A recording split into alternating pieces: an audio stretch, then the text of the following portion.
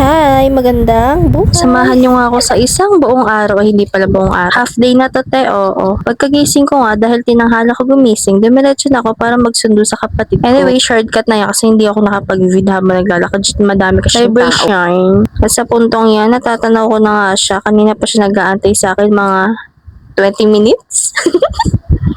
Inip na nga yan siya dyan kasi tingnan mo may itsura niya. Pawis na siya. Tapos, nagkakita niya sa akin, umaangal siya. Yung coke na. Sabi ko, makikiinom lang ako. Tapos, bilang ko na siya ng shake. Di na kami nakapag-video. So, ayun lang. Pauwi na kami. Binarautan niya na naman ako. Umuulan nga pala dito, guys. Ito yung ayoko pag umuulan. Ang hirap maglakad. Puro talas. Pagka uwi nga namin, ay dumekot ako ng lumpia. Siyempre, ewan ko, bigay lang yun eh. Pero masarap. Yes naman, ito naman pagka-uwi, drawing agad. Kala mo naman sobrang sipag. Over naman sa kasipagan yan. O, subukan na lang kita lumpiate. Yan, very good. Tapos nung andyan pa yung tira naming mango shake. Diba?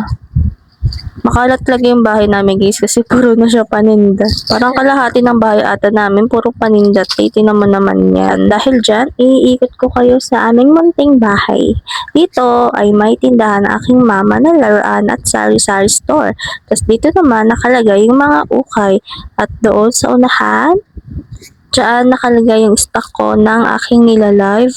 Yung patong-patong na yan, na-steam na yan. Tapos yung nakikita niya sa loob is i-steam ko pa lang yun later. Yes. Kasi ay yung kakabukas ko lang kahapon na new arrival. Ano yun, mga mentis yun na binuksan ko kahapon.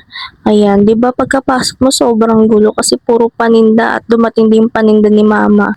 Ayan, hindi yung kasha sis. Utang talaga yan. Sabi ko nga kay mama dyan, puro na paninda yung bahay na rehas kalahati na. Tawa siya. Kalahati na ng bahay namin. Puro paninda. Tapos pagkatapos nga ako manggulo dun sa sala, ay nag-vacuum na ako dito sa kwarto. Vacuum na nga talaga yung ginagamit ko dyan kasi nga, ang hirap tayo magwalis kasi puro babae kami dito, diba? So, ang daming buhok na hindi nadadala sa walis, pabalik-balik lang siya pag minawalis mo. Kaya, bumili na ako niya. Tapos, sinunod ko na lang dito sa kwarto kasi kita-kita sa tiles ang mga naglalagas ng buhok. Lalo na ako, sobrang lakas maglagas ng buhok. As in, parang isang wahig mo lang, ay nako. Mapapanot na nga ako eh. Pero seryoso, malakas talaga maglagas yung buhok. Kaya nipis-nipis na ng buhok ko. Para mauna pa ako mapanot sa mga tao dito. Naka-enjoy din siya gawin. Pero nagwalis naman ako bago mag-vacuum. And then, ayan, umuulan sa labas. Magla-live na ako niya, ganyan lang. Kasi kung hindi naman ako magsusundo, magising ko, magiinis, tapos magla-live na. Ulit-ulit lang, di. Anong ididilian ko? Vlog ko, diba? So, ganyan lang.